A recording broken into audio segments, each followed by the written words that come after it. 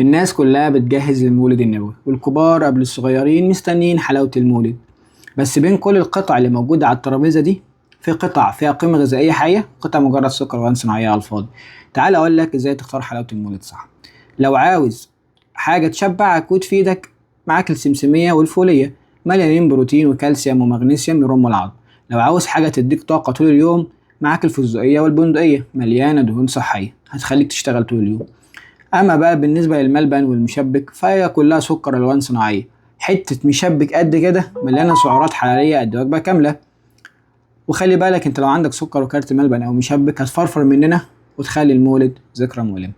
وفي النهايه كل اللي انت عاوزه كل اللي نفسك فيه، بس خليك فاكر ان صحتك اهم من حته المشبك او الملبن.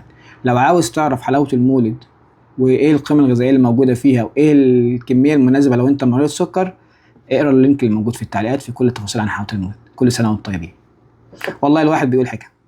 مع السلامه.